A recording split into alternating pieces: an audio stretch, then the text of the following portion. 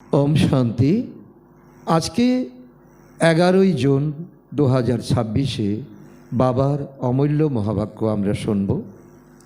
आजकेर এই মুরুলির সারাংশ হলো শিব বাবা যিনি পরমপিতা পরমাত্মা অর্থাৎ সকল আত্মার নিরাকার পিতা, এই পিতাকে আমাদের এখন ভালোভাবে জানতে হবে, বুঝতে হবে। আত্মারা এখন আত্ম অভিমানী হয়ে বুঝেছে যে তাদের দুই পিতা, একজন লৌকিক অর্থাৎ সাকার পিতা যার প্রত্যেকের ঘরে ঘরে আছে, ও অন্যজন পারলৌকিক নিরাকার পিতা যাকে আমরা জানি না। প্রকৃত উত্তরাধিকার ও জ্ঞান কেবল পরমপিতা পরমাত্মা থেকে প্রাপ্ত হয়। বর্তমান সময় বিনাশের কাল, যখন মানুষ ভৌতিক শক্তি ও অস্ত্রসজ্জায় মগ্ন হয়ে ঈশ্বরকে ভুলে গেছে, এই কলিযুগের অবস্থা। তাই তাদের বিনাশকালে বিপরীত বুদ্ধি বলা হয়। অপরদিকে যারা শিব বাবাকে সঠিকভাবে চিনে জেনে তার প্রতি সম্পূর্ণ প্রীতি রাখে, তারা প্রীত বুদ্ধি আত্মা। বাবা সন্তানদের শিক্ষা দেন যে দেহধারীদের প্রতি আসক্তি নয়, একমাত্র পরমপিতা পরমাত্মার প্রতি প্রেম রাখতে হবে, কারণ তার কাছ থেকেই 21 জন্মের স্বর্গীয় উত্তরাধিকার লাভ হয়। এখন আমরা শুনব মুরুলি বিস্তারে। ওম শান্তি। আজকে বাবা বলেছেন, মিষ্টি বাচ্চারা, সম্পূর্ণ উত্তরাধিকার গ্রহণ করার জন্য একমাত্র বাবার সাথেই প্রীতি অর্থাৎ ভালোবাসা রাখো। কোনো দেহধারীর প্রতি তোমাদের প্রীতি থাকা উচিত নয়। বাবা এটাই আমাদেরকে স্মৃতি দিচ্ছেন যে দেহধারী, এমনকি ব্রহ্মা বাবার প্রতিও আমাদের কোনো দেহের প্রতি কোনো রকম আকর্ষণ থাকা উচিত নয়। আজকের মুরুলি থেকে প্রশ্ন, যারা দৈবী সম্প্রদায়ের হবে তাদের সামনে কোন কথাগুলি বারবার ঘটতে থাকবে? উত্তর, যখন তোমরা তাদের বলবে বাবাকে স্মরণ করলে বিকর্ম বিনাশ হয় আর দেবী দেবতা ধর্মের স্থাপনা হয়, তখন এই কথাগুলি তাদের সামনে বারবার ঘটতে থাকবে। তাদের বুদ্ধিতে আসবে যে আমাদেরও দেবতা হতে হবে, সেই জন্য আমাদের খাদ্য পানীয় শুদ্ধ হওয়া উচিত। বাবা এটাই আমাদেরকে স্মৃতি দিচ্ছেন যে যেমনই অন্ন তেমনই মন।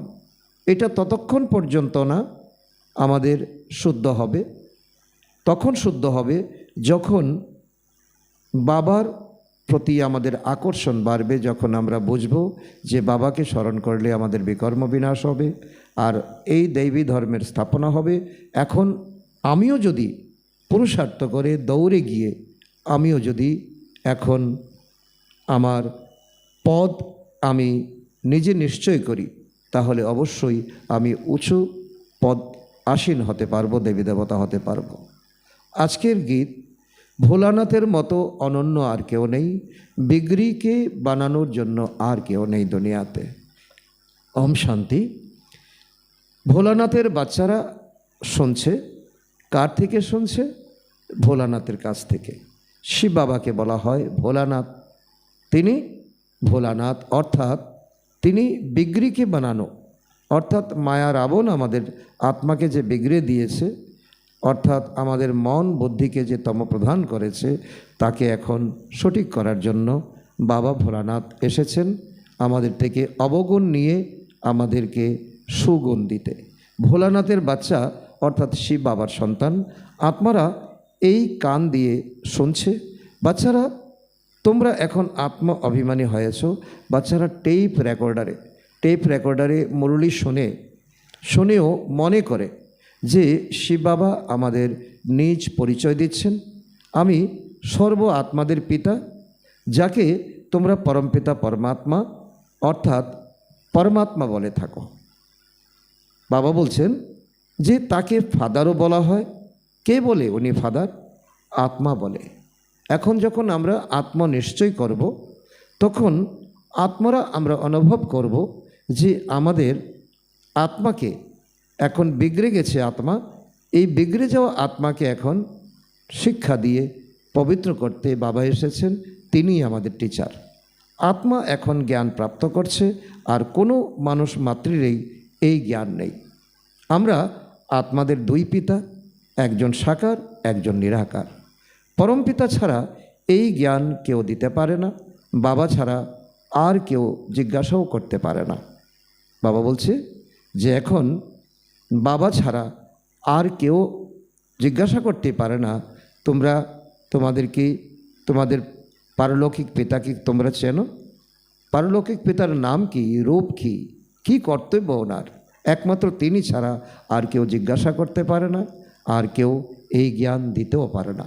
কারণ আমরা এখন আত্ম অভিমানী থেকে দেহ অভিমানী হয়ে গেছি, আমাদের ঘরকে ভুলে গেছি, পিতাকে ভুলে গেছি, ড্রামার চক্রকে ভুলে গেছি। বাবাই জিজ্ঞাসা করেন তোমরা যে পরমপিতা পরমাত্মা গডফাদার বলো, তো কার জন্য বলো? ওনার রূপ কি, ওনার কর্তব্য কি, ওনার ধাম কি, ওনার নাম কি? লৌকিক পিতার জন্য বলো না? লৌকিক পিতার জন্য তো বলো, তো নাকি পারলৌকিক পিতার জন্য বলো? যে গডফাদার কাকে বলো? লৌকিক পিতাকে কি গডফাদার বলা যায়? হিন্দিতে আছে পরমপিতা শব্দটি, হিন্দিতে বলে পরমপিতা, তিনি একজনই নিরাকার। এই পরিচয় আজকে দুনিয়াতে না থাকার জন্যই আমরা এখন অনাথ হয়ে গেছি, আমরা দুঃখী, অশান্ত। ঈশ্বর, প্রভু বা ভগবান বললে বাবার সাথে সম্বন্ধ বোঝায় না। গডফাদার শব্দটি সুন্দর। আত্মা বলেছে তিনি আমাদের গডফাদার। লৌকিক পিতা তো দেহধারী। তোমাদের জিজ্ঞাসা করা হয় তোমাদের পিতা কয়জন? তোমরাই বলে থাকো একজন লৌকিক, দ্বিতীয়জন হলো পারলৌকিক। দুজনের মধ্যে বড় কে? নিশ্চয়ই বলবে পারলৌকিক পিতা। ওনার মহিমা হলো সমস্ত পতিতদের পবিত্র করে তোলা। পারলৌকিক বাবা বলছেন যে ওনার মহিমা হলো সমস্ত পতিতদের পবিত্র করে তোলা পারলৌকিক বাবা। তোমরা এখন বুঝেছ, সেটা দুনিয়ার আর কেউ জানে না। বাবা বলেছেন তোমাদের প্রীতি একমাত্র পারলৌকিক বাবার প্রতি। বাকিদের বিনাশকালে বিপরীত বুদ্ধি।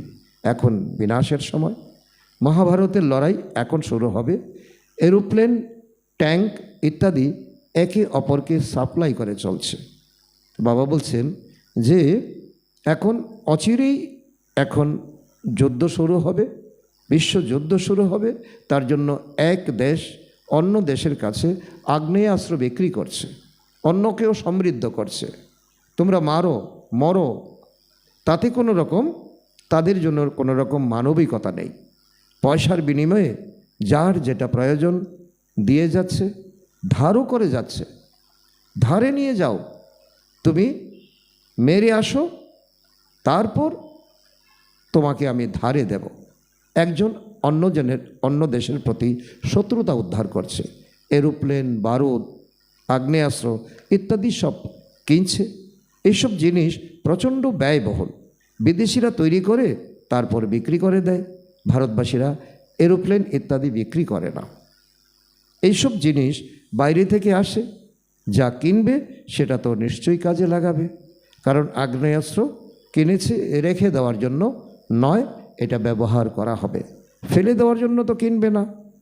তো এরাই হলো বিনাশকালে বিপরীত বুদ্ধি সম্পন্ন যাদব সম্প্রদায়। বাবা বলছে যে এখন দেশের হিতে যারা কাজ করবে না, যে মানুষের ধ্বংসের লীলায় যারা ব্যবসাকে যুক্ত করবে, তো তারাই হলো এখন বিনাশকালে বিপরীত বুদ্ধি যাদব সম্প্রদায়। যারা ইউরোপের বাসিন্দা সবাই এর অন্তর্ভুক্ত। ভারত তো অবিনাশী খণ্ড, কেননা অবিনাশী বাবার বার্থ প্লেস। বাবা তখনই আসেন যখন পুরানো দুনিয়া শেষ হওয়ার মুখে, আর জন্ম সেখানেই নিয়ে থাকেন যা কখনোই শেষ হয়ে যাবে না। বাবা বলছেন যে ভারতেই বাবার অবতরণ হয়, আর ভারত কখনো তলিয়ে যাবে না, ভারত কখনো বিনাশ হবে না। এই কথা বাবা বলছেন। হবে, ভারতে জাতিদাঙ্গা হবে, রক্তের নদী বইবে, প্রাকৃতিক দুর্যোগ হবে, কিন্তু ভারত মিশে যাবে না, ভারত তলিয়ে যাবে না। বাবা এসেছিলেন তবেই তো শিব জয়ন্তী পালন করে থাকে অত্যন্ত ভবকার সাথে। কিন্তু ওদের জানা নেই যে শিব বাবা কখন আসেন। আসেন তখন যখন বিনাশের জন্য প্রস্তুতি শুরু হয়ে যায়। বাবা বলছেন যে যদা যদা হি ধর্মস্য, তো আমি তখনই আসি যখন মানুষের এই অধঃপতন হয় আর বিনাশের জন্য যখন একে অপরের সাথে লড়াই ঝগড়া শুরু করতে থাকে। বাবা বলেন ওরা হলো ইউরোপবাসী যাদব সম্প্রদায়, যারা শতযুগে থাকে না, যাদের কোনো রকম জন্ম হবে না, আর না বৌদ্ধ না খ্রিশ্চান ইত্যাদি ধর্মাবলম্বীরা শতযুগে থাকে। বাবা স্পষ্ট করে দিয়েছেন যে যারা এখন বিপরীত বুদ্ধি হয়ে এখন আগ্নেয়াস্ত্র তৈরি করছে, এগুলো বিক্রি করছে, তারা সত্যযুগে আসবে না। বৌদ্ধ, খ্রিশ্চান এবং ইসলাম তারাও সত্যযুগে আসবে না। বাবা বলেন ওদের বিনাশকালে বিপরীত বুদ্ধি। কেননা পরমাত্মা বাবাকে সর্বব্যাপী বলে থাকে। তোমাদের বিনাশকালে প্রেত বুদ্ধি, তোমরা বাবাকে জানো, তিনি এখন সাকার ব্রহ্মার শরীরে এসেছেন। তোমরা বুঝেছ আমরা 84 জন্ম গ্রহণ করেছি। আমরা 84 জন্ম গ্রহণ করেছি। 84 জন্মে পাপ আত্মা, আমরা পাপ করতে করতে তমপ্রধান হয়ে গেছি। ভারতবাসীরাই 84 জন্ম গ্রহণ করে এখন নাটক সম্পূর্ণ হতে চলেছে। সবাইকে ফিরে যেতে হবে। বাবা তোমাদের রাজ্য শেখাচ্ছেন। এখন সবার জন্যই মৃত্যুর সময়। ওই যাদবদের ঈশ্বরের প্রতি ভালোবাসা নেই, সেজন্য বিনাশকালে বিপরীত বুদ্ধি বলা হয়ে থাকে। কোনো দেহধারীর প্রতি ভালোবাসা থাকা উচিত নয়। এটাও বাবা আমাদের আজকের মুখ্য শিক্ষা দিতে এসেছেন। কোনো দেহধারী এমনকি ব্রহ্মা বাবার প্রতিও তোমাদের দেহের কোনো রকম আকর্ষণ থাকা উচিত নয়। ওরা হলো রচনা, অর্থাৎ পরমপিতা পরমাত্মার সন্তান। তাদের কাছ থেকে উত্তরাধিকার কখনো পাবে না, না মন্দিরে গিয়ে পাবে, না সাকারে পাবে। ভাই ভাইয়ের কাছ থেকে উত্তরাধিকার পেতে পারে কি? যথার্থ রীতিতে এই বিষয়ে তোমাদের বোঝানো হয়েছে। বাবা আরও বিস্তারে আমাদেরকে বলছেন, বাচ্চারা তোমরা এখন বুঝেছ যে ওদের হলো বিনাশকালে বিপরীত বুদ্ধি আর তোমাদের হলো প্রেত বুদ্ধি। প্রেত বুদ্ধি যখন তোমাদের এখন তৈরি করতে হবে, এক বাবা দ্বিতীয় কেউ নয়। তো এর মধ্যে যারা তীব্র প্রীত বুদ্ধির, তারা বাবার প্রতি সম্পূর্ণ প্রীত রাখে, বাবার কাছ থেকে 21 জন্মের জন্য স্বর্গের উত্তরাধিকার প্রাপ্ত করছে। বাবা বলছে তোমাদের এখন পুরুষার্থ জারি চলছে। এই বাবাই প্রকৃত সত্য বলেন যে কারো প্রতি ভালোবাসা রাখা উচিত নয়, কোনো দেহধারীর প্রতি ভালোবাসা রাখা উচিত নয়। নতুন বাড়ি যখন তৈরি হয় তখন সেই বাড়ির প্রতি ভালোবাসা জন্মায়। বোঝা যায় পুরানোটি ভেঙে ফেলতে হবে, পুরানো দুনিয়া থেকে তোমাদের মন সরিয়ে নেওয়া উচিত। সেজন্য বাবা বলছেন এখন কলিযুগের দুনিয়া সম্পূর্ণ এখন শেষ হয়ে যাবে, ধ্বংসপ্রাপ্ত হবে। তাই এই মাটিতে, এই দুনিয়াতে এখন কি হবে? শতযুগ স্থাপনা হচ্ছে। এখন প্রকৃতি সহ, এখন বায়ুমণ্ডল সহ আত্মারাও এখন পরিবর্তিত হয়ে এখন শতপ্রধান হিসাবে এখন কাঞ্চন কায়া শরীর প্রাপ্ত করতে চলেছে। বাবা বুঝিয়েছেন দিন দিন পরিস্থিতি আরও খারাপ হতে থাকবে। তোমরা দেখতে পাবে চারিদিকে কত হাঙ্গামা হয়ে চলছে। সুতরাং বুঝতে পারবে যে এই দুনিয়া এখন শেষের দিকে, আমাদের এখন নতুন দুনিয়াতে যেতে হবে। সুতরাং নতুন দুনিয়াকেই আমাদের স্মরণ করতে হবে, শুধু বাবাকে নয়, পরমধামকে নয়, নতুন দুনিয়াকে। শতযুগ আমাদের কেমন হবে এই বিষয়ে আমাদের মনন চিন্তন চলতে থাকবে। অসীম জগতের পিতা আর উত্তরাধিকারকে স্মরণ করতে হবে। অন্য কাউকে স্মরণ করলে কিছুই পাওয়া যাবে না। মানুষ ভক্তি মার্গে কত স্মরণ করে থাকে, মা বাবা বন্ধু আত্মীয় পরিজনের স্মরণ করার সাথে সাথে দেবী দেবতাদেরও স্মরণ করে থাকে। গঙ্গায় স্নান করে যাকে পতিত পাবনী বলে থাকে দেখানো হয়েছে। তীর মারার সাথে সাথে গঙ্গা নির্গত হয়েছে। মৃত্যুর সময় মানুষ মুখে গঙ্গা জল দিয়ে থাকে, মনে করে একটু গঙ্গার জল পেলে মুক্তি লাভ হবে। বাবা বলেন কিন্তু তো এখানে হলো নলেজ। বাবা বলছেন নলেজ রূপী জ্ঞান গঙ্গা। জ্ঞানকে গঙ্গা বলা হয়, জ্ঞানকে অমৃত বলা হয়। তো এখানে বাবা বলছে এই জলের গঙ্গা তো এখন সারা পৃথিবীতে আছে। জলের নদী সারা পৃথিবীতে আছে। এখন আমরা আত্মারা তমপ্রধান থেকে শতপ্রধান হওয়ার জন্য এখন আমাদের জ্ঞান গঙ্গা প্রয়োজন। তোমরা সামান্য জ্ঞান শুনলেও তার ফল পাবে, কারণ জ্ঞানের কখনো বিনাশ হয় না।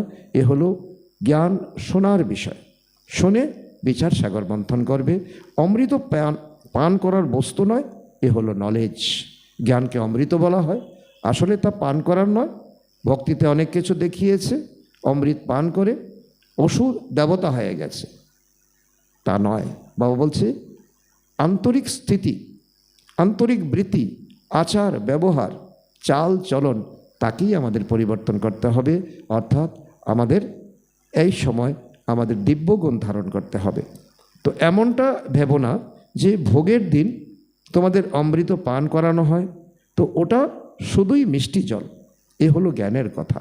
জ্ঞান অর্থাৎ বাবা আর সৃষ্টির আদিমধ্য অন্তকে জানা।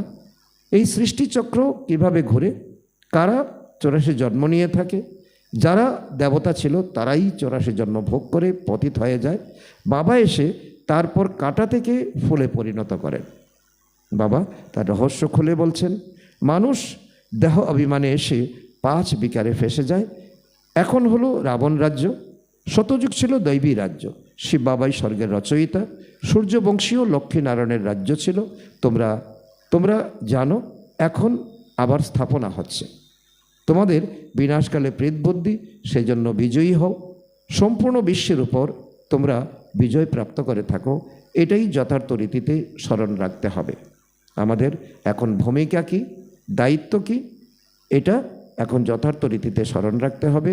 তোমরা ভারতবাসী যারা এখন কলিযুগে আছো, তারাই পবিত্র হয়ে স্বর্গে যাবে। পুরানো দুনিয়াকে ত্যাগ করতে হবে।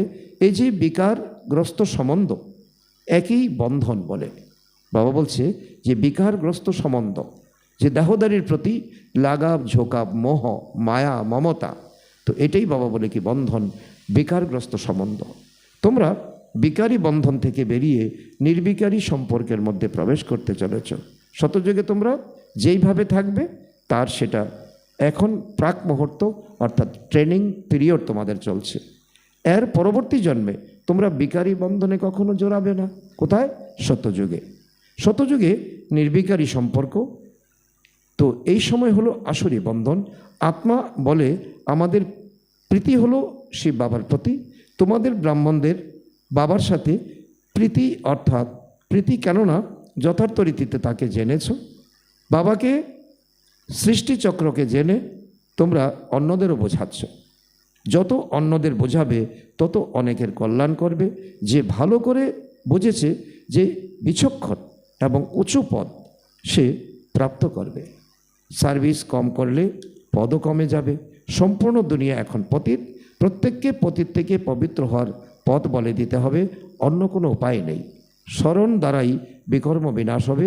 যে দৈবী সম্প্রদায়ের হবে তার এই কথাগুলি অন্তর্মনে গুনগুন করবে। যে দৈবী সম্প্রদায়ের হবে তার মনে, সে যখন জ্ঞান শুনবে তখন তার মনে এটা বসে যাবে। বারবার তাকে চিন্তন করতে থাকবে, বুঝবে এ তো ঠিকই কথা। কারণ আমাদের এই সময় তমপ্রধান মানুষের মধ্য থেকেই তো কেউ না কেউ দেবী দেবতা হবে। তখন তার মনে গেঁথে যাবে, তো আমিও তো হব। তখন তার মধ্যে এক তীব্রতা আসবে, তার মধ্যে এক স্পিড আসবে যে আমিও দৌড়ে গিয়ে পুরুষার্থ করে আমিও দেবী দেবতা হব। তো আমরাই দেবী দেবতা হই।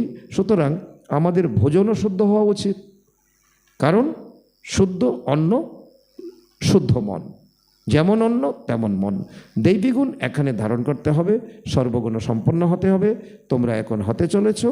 এই যে লক্ষ্মীনারায়ণ দেবী দেবতা, এদের যখন ভোগ দেওয়া হয় তখন কি সিগারেট ইত্যাদি ভোগে দেওয়া হয়? সিগারেট খায় যারা, তারা উচ্চ পদ কখনো পেতে পারে না। সিগারেট কোনো দৈবী বস্তু নয়। সিগারেট খেলে বা রসুন পেঁয়াজ ইত্যাদি খেলে আরও নিচে নেমে যাবে। বলে থাকে এসব ছাড়লে শরীর খারাপ হয়ে যায়। বাবা বলেন শিব বাবাকে স্মরণ করো, এইসব অভ্যাস ছেড়ে দিলে তোমাদের সদ্গতি হবে। সিগারেট খাওয়ার অভ্যাস অনেকের মধ্যেই আছে। বোঝানো হয় দেবতাদের এইসব দ্রব্য কখনোই ভোগে দেওয়া হয় না। সুতরাং এদের মতো তোমাকে এখনই হতে হবে। দেবী দেবতাদের সংস্কার তোমাদের এখনই গঠন করতে হবে। ছিছি জিনিস খেলে তার গন্ধ বাইরে বেরিয়ে আসে। সিগারেট বা মদ্য পান করে যারা দূর থেকেই গন্ধ পাওয়া যায়। বাচ্চারা, তোমরা হলে দৈবী সন্তান, এটাই তোমাদের সর্বোত্তম জন্ম। তোমাদের থেকেও, দেবতার থেকেও উত্তম জন্ম তোমাদের এই সময় ব্রাহ্মণ জন্ম। তোমাদের অন্যদেরকেও উত্তম করে তুলতে হবে। এই হলো অসীম জগতের বাবার মিশনারি। খ্রিশ্চান মিশনারি আছে না? তো অনেকেই নিজেদের খ্রিশ্চান ধর্মে কনভার্ট করে থাকে।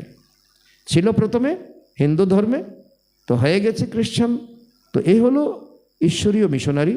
তোমরা শূদ্র থেকে ব্রাহ্মণে পরিণত হয়েছ, তারপর দেব দেবীতে পরিণত হও। তোমরা জানো আমরা শূদ্র থেকে ব্রাহ্মণ হয়েছি। তোমরা জীবিত থেকে মৃত, পুরানো দুনিয়া থেকে বৈরাগ্য, তারপর দেবতা হবে।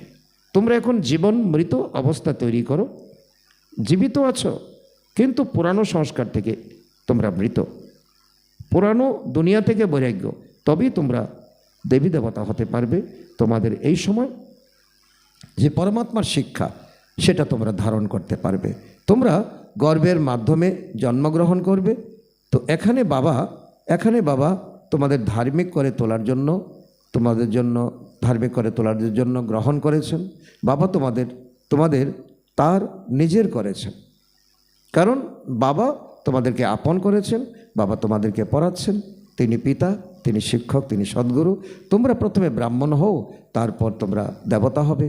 মানুষ এত উন্নত যে তাদের মধ্যে সমস্ত ঈশ্বরীয় গুণ আছে। যখন তোমাদের আত্মা পবিত্র হবে, তখন পবিত্র শরীরের প্রয়োজন হবে। কাঞ্চনকায়া শরীর হবে। পুরানো শরীর শেষ হলে নতুন শতপ্রধান শরীর প্রয়োজন হবে। শতযুগে 5 তত্ত্ব শতপ্রধান হয়ে যাবে। বাবা বলেন, তোমরা শূদ্র বর্ণের ছেলে, এখন ব্রাহ্মণ বর্ণের হয়েছ, এরপর দৈবী বর্ণে যাবে, 84 জন্ম নেবে। তোমরা এই সময় 84 জন্ম নেবে। তোমাদের মধ্যে নেশা আসা উচিত।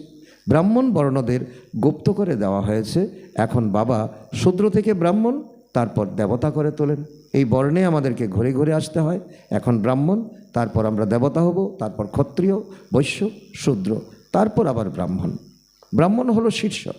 তোমরা এখন ব্রাহ্মণ, তারপর দেবতা, তারপর ক্ষত্রিয়, এবং তারপর আবার ব্রাহ্মণ, শূদ্র হয়ে আবার ব্রাহ্মণ হয়ে উঠবে। বাদরের, এই যেন তোমাদের বাদরের খেলা, শুধুই ডিগবাজি খাওয়া, একেই বলে চক্র। এইভাবে তোমরা ঘুরে ঘুরে আসো। এখন তোমরা ব্রাহ্মণ বর্ণে, তাই না? এই নলেজ এখনকার জন্য। তারপর তোমরা তোমাদের এই নলেজ হয়ে যাবে প্রালব্ধ, সম্পদে পরিণত হবে। শতযুগে সুখে থাকবে। 21 জন্ম নম্বর অনুসারে এই সময়ের পুরুষার্থ অনুযায়ী কেউ রাজ পরিবারে, কেউ প্রজার পরিবারে যাবে। রাজঘরানায় অগাধ সুখ, তারপর ধীরে ধীরে কলা কম হতে থাকবে।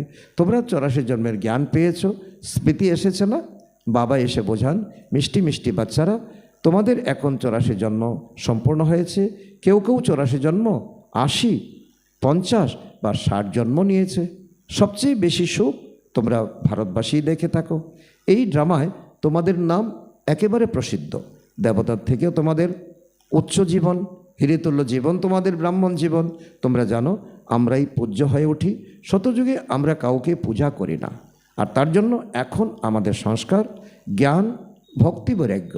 আমাদের এখন কোনো ভক্তির প্রয়োজন নেই, না কেউ আমাদের পূজা করে। শতযুগে ওখানে আমরাই পূজ্য, তারপর ধীরে ধীরে কলা কম হতে থাকে। আমরাই পূজ্য থেকে পূজারী হয়ে মাথা নত করি। তারপর থেকে আমরা পূজারী হতে শুরু করি। শেষে গিয়ে সবাই ব্যভিচারী হয়ে যায়। এই শরীর 5 তত্ত্বের তৈরি। তাকে যখন কেউ বসে পূজা করে, তখন তাকে বলা হয় ভূত পূজা। 5 তত্ত্বকে 5 পঞ্চভূত বলা হয় না? তো দেহদারীকে পূজা করা ভূতকে পূজা করার সমান। প্রত্যেকের মধ্যেই 5 ভূত বিদ্যমান। দেহ অভিমানের ভূত, তারপর কাম ক্রোধের ভূত। ভূত সম্প্রদায় বলো অথবা আসরি সম্প্রদায় বলো, একই কথা। বাবা এসে তারপর দৈবী সম্প্রদায় গড়ে তোলেন। বাবা আসেন ভূত থেকে ছাড়িয়ে নিজের সাথে যোগযুক্ত করে দেবতা করে তুলতে। গুরু নানকের মহিমা করে বলেছেন পরমপিতা পরমাত্মা। গুরু নানক তিনি সত্যযুগে যাবেন না, কিন্তু উনি বলেছেন পরমপিতা পরমাত্মা কি করে মানুষকে দেবতা বানিয়েছেন এবং তার জন্য কোনো রকম যুদ্ধ বিগ্রহের কোনো প্রয়োজন নেই। পতিতদের পবিত্র করে তোলেন, মানবকে দেবতা করে তোলেন। আচ্ছা, মিষ্টি মিষ্টি হারানিধি বাচ্চাদের প্রতি মাতা পিতা বাপদাদার স্মরণের স্নেহসুমন আর সুপ্রভাত। আত্মাদের পিতা তার আত্মারূপী বাচ্চাদের জানাচ্ছেন নমস্কার। আমরা আত্মারূপী সন্তানরা আমাদের মাতা পিতা বাপদাদাকে জানাই স্মরণের স্নেহসুমন, সুপ্রভাত ও নমস্কার। ধন্যবাদ বাবা, ধন্যবাদ। আজকের মুরলী থেকে ধারণার জন্য মুখ্য সার 1 নম্বর, ব্রাহ্মণ থেকে দেবতা হওয়ার জন্য যা কিছু ছিছি অভ্যাস আছে সব ত্যাগ করতে হবে।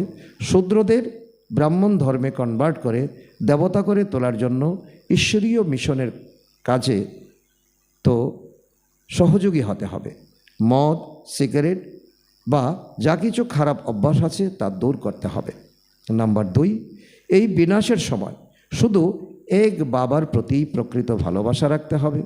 পুরানো বাড়ি ভাঙতে চলেছে, সেই জন্য এখন থেকে মনকে সরিয়ে নতুন নির্মাণের দিকে জড়তে হবে। আজকের বরদান,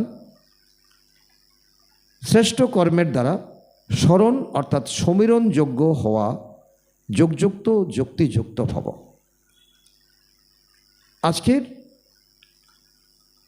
আজকের অব্যক্ত ইশারা। তার আগে বাবা বলছেন আজকের বরদানের ব্যাখ্যা, তোমাদের এক একটি কর্ম যত শ্রেষ্ঠ হবে ততই শ্রেষ্ঠ আত্মা হিসাবে স্মরণ করা হয়ে থাকবে।